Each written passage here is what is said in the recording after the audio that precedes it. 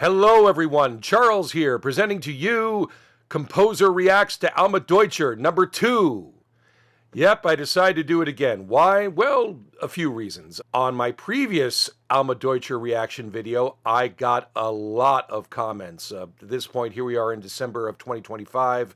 I received nearly 400, which I would say for a lesser-known YouTuber is pretty substantial. As opposed to guys like Moist Critical and guys like that.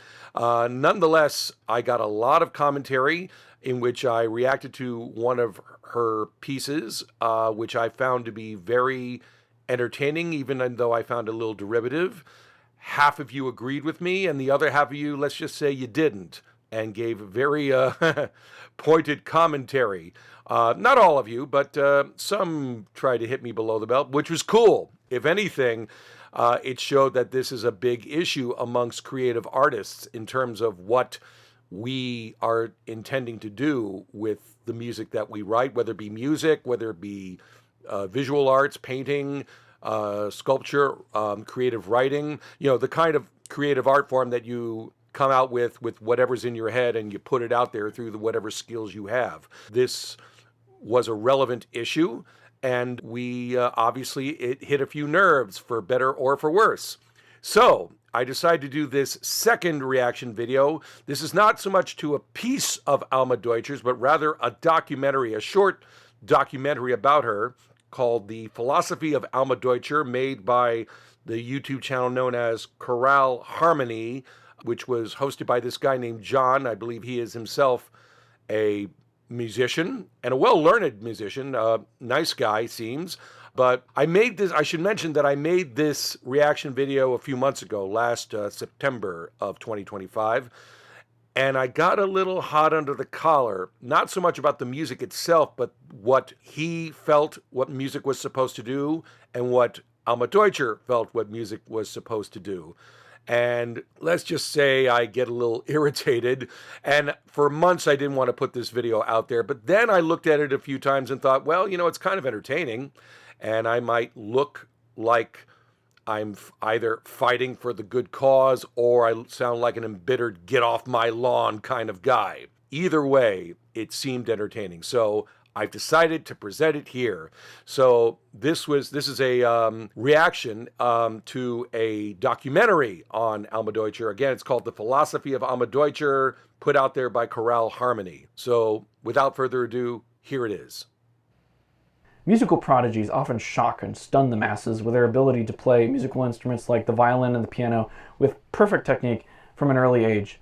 But among all these prodigies, one in particular stands out, not only for her precocious mastery of the violin and the piano, but also for her gift of composing melodically and harmonically rich music. Today, I would like to introduce you to one of my new favorite contemporary composers, Alma Deutscher, and we'll take a brief survey of her accomplishments, her music, and her somewhat divisive philosophy.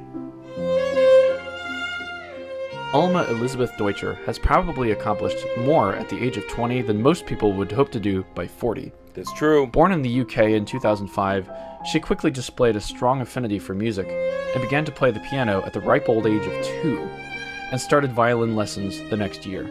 But from the beginning, a love for composing her own music also began welling up in the soul of the young Alma. I'll let her explain in her own words how this came about. When I was very, very young, then my parents prepared a CD for me with beautiful lullabies. And almost every night, I would listen to these lullabies when I was falling asleep. And there was one lullaby that I really loved more than all the others. It's by Richard Strauss. And I loved it so much that one day when I was 4, I went to my parents and asked them, "How can music be so beautiful?" Soon after that, I started to invent my own melodies. And in all the music that I have composed since, I have always tried to make it sound as beautiful as I can. And so, Deutscher, the young prodigy, began writing music, and lots of it. Her compositions include, among others, an opera, Cinderella, which she herself conducted 2 years ago. She gave me all the wrong chords! You must sack her immediately. A violin concerto. That woman there in the blue dress there is my friend, great soprano Stacy Tappan, who did this opera, Cinderella, by Alma Deutscher. I looked at that opera, and I admired it in some respects and cringed at it in other respects. Again, a biased opinion that may change. Let's go on. A violin concerto.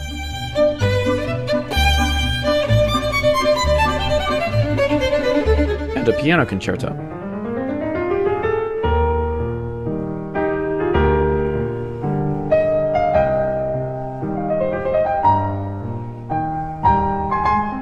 But by far, the most significant thing about this rising star is her musical philosophy and the way she expresses this through her compositions. Let's take a brief look at this philosophy, using her own compositions and her explanations of her ideas as a guide. Alma Deutscher is actually an extremely conservative composer whose music mostly derives from that of 18th and 19th century Europe. If she's controversial at all, it's mainly because she's adamant about one thing: music ought to be beautiful. And ugly modern classical music, well, she'll have none of it.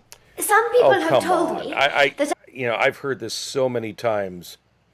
The concept that all contemporary music is ugly. I, being a biased 20 to 21st century composer, would suggest that it's more expressive, not in both its beauty and its ugliness. And in fact, I don't think we even use terms like that. We're trying to think beyond that category. I cringe a little bit at, in fairness, to put into words what we do is very hard to do. Mahler once said that if we could express ourselves completely with words, we wouldn't bother writing music. I agree with that. Anyway, all right, whatever. Let's move on. That I compose in the musical language of the past, and that this is not allowed in the 21st century. In the past, it was possible to compose beautiful melodies and beautiful music.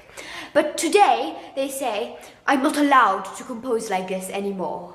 Because I need to discover the complexity of the modern world, and that the point of music is to show the complexity of the world.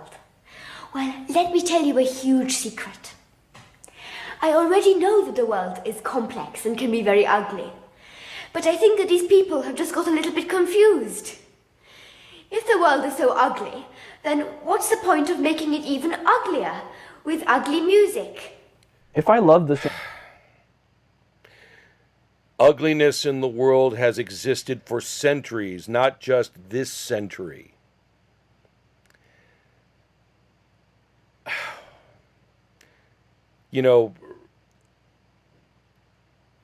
Bigotry was more acceptable in the 19th century and before that. Today, while plenty of bigotry exists, prejudice and all sorts, I think we notice it more. And I better stop right there. I believe that was a very vague general statement that is a little...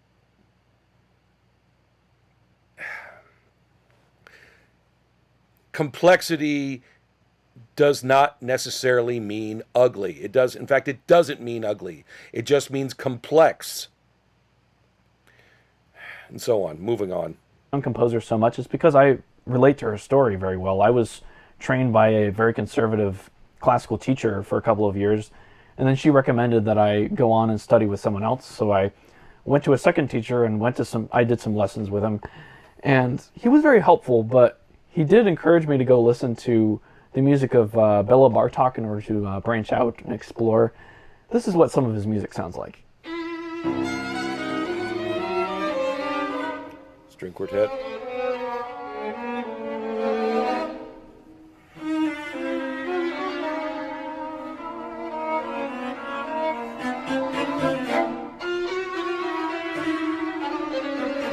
Yeah, I listened to one of these quartets by Bartok for What do you mean, yeah?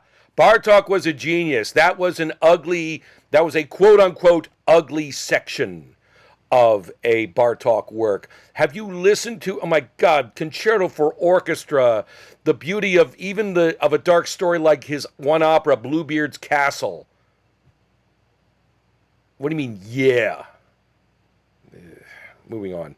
2 minutes and then shut it off and never went back again. I'm sorry, but Bela Bartok's string quartets are just hideous. Alma Deutscher, maybe. Are you out of your mind? Have you know how they jam? Are you for real? I'm sorry, man. I'm sorry, John. I think you're showing one little piece of it. Either you haven't heard a lot of Bartok, or you're purposefully showing one side of Bartok. He lived through World War II and came out to New York and dealt with some hardship. But there's some extravagant beauty in his music too. All right, moving on. Very vocal about her distaste towards modern classical music, but she has a way of answering her detractors that is both clever and charming. And there are 2 pieces of music that she wrote that are a particularly brilliant example of this. Her musical comedy, The Emperor's New Waltz, and her concert piece, The Waltz of the Sirens. Yep. The Emperor's New Waltz is a comic opera and Alma Deutscher's 3rd contribution to the genre. It's unique in that it combines elements of pop, rock, jazz, and classical music together in an attempt to show that these forms of music all have one thing in common, one basic ingredient in common: good melody. Zitate. Ich wollte in dieser Oper zeigen, dass die klassische Musik und Popmusik nicht so weit entfernt ist voneinander, als die meisten Leute denken. Okay. Die gute klassische Musik. Okay, I don't know this piece. It sounds like a fun piece I'd love to take a listen to, because I guess it obviously pokes fun at genres and sort of this. If I can, I'm sure I can find it and I can take a listen for that. Anyway, we'll see. We'll see. Mit den schönsten Melodien und die gute Popmusik mit den schönsten Melodien, da ist nicht so viel Unterschied. But the opera is also, in part, a gentle dig at Deutscher's critics, who would tell her that her music ought to be more ugly in order to be considered relevant in today's day and age. I don't know if those critics are, but my guess is they're not specifically saying your music needs to be more ugly in order to be relevant in the 21st century. It's not about ugliness and beauty. Oh, God, I'll be saying this quite a lot. No, I don't sound like a bitter, older, jaded New York composer. Anyway. One of the characters featured in the opera is a music professor who is trying to convince the others that his noisy, ugly music should be considered artistically refined. Part of the genius of Alma Deutscher is that when she answers her critics, she always does so with her tongue in her cheek and a smile on her face, and I don't know who'd be able to resist that kind of charm. Another piece by Alma Deutscher, which is clearly an answer to the critics of her style, is The Waltz of the Sirens. Yes. It is a waltz worthy of the likes of Johann Strauss and draws heavily on the Viennese style. Deutscher herself gave an explanation of the significance of this piece at one of her concerts. So now I'll tell you a little bit about the waltz that's coming now, because it starts in quite a strange way, and I don't want you to get a shock. I don't need to be warned. Come on, Ms Deutscher. Anyway. When I moved to Vienna, one of the first things that struck me was the sound of the police sirens there. They sound very different from the wailing sirens like here in America. They go, la ra, la ra, la ra, la ra. Or if you want a closer imitation,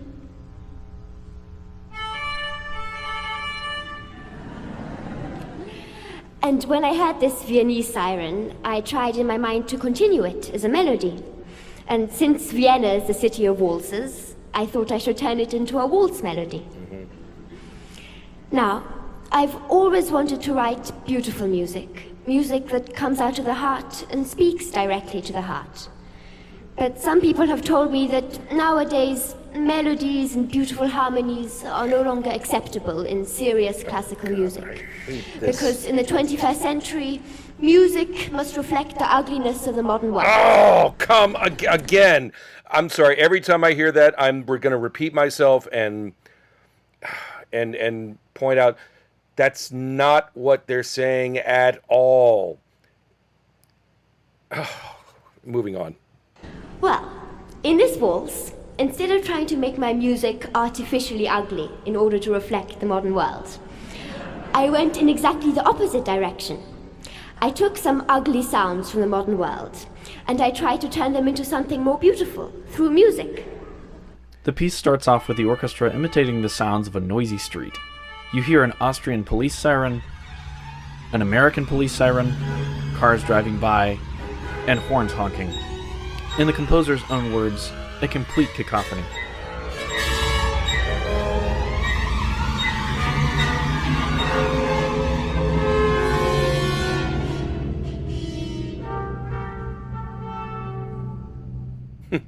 Okay, that was clever. A little bit of a gliss there on the trombones there. That was a thing of that was an impression of how the sound, the pitch goes down as the siren goes away. Okay, I got to admit that was clever. Anyway.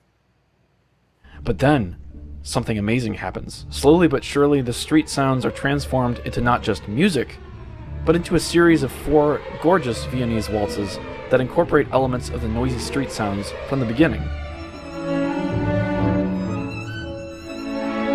Love Jane Glover, wonderful composer. The final waltz is based on the sound of the Austrian police siren, which jumps up and down a fourth.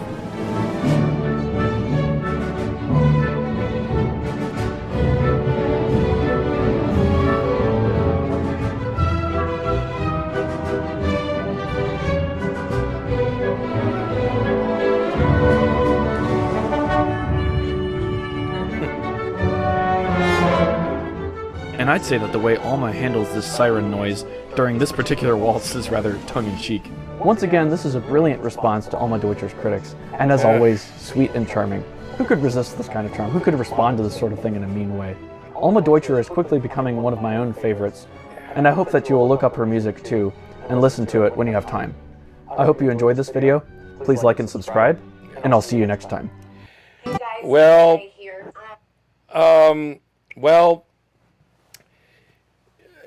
John there has his particular opinions of Alma Deutscher. Okay, future Charles here from December of 2025. Did I generate enough heat? Was it entertaining enough for you at the very least? Do you want to come at me with your comments, good or bad? Bring it on. Okay, in retrospect, I don't think I'm going to apologize for how I acted, but I do regret it a little bit. I think I was a little hot under the collar, and as I said, I sound like this get off my lawn kind of guy. At the very least, I hope it was entertaining and informative, more importantly. We're trying to address what we creative artists are supposed to do. And some of you have said in previous comments, well, what kind of music are you writing? Well, to answer that, if you look in the description, there'll be a few links to various pieces of mine. Bring it on and see if you can look at me more unbiased, regardless of whether you agree or disagree with my feelings on this philosophy of writing quote-unquote beautiful music. Of course, as I said in the reaction, that beauty and ugliness are, in my view, not directly relevant words in terms of what we are trying to do here in coming up with great pieces of art, whether it be music, poetry, paintings, sculpture, whatever. The creative arts go beyond mere descriptions of beautiful, ugly, and so forth. Could be wrong, but that's what it feels like to me. I'll let you know years down the road, and as we all change and evolve as artists. But that was my reaction. Let me know in the comments what you think. Until next time.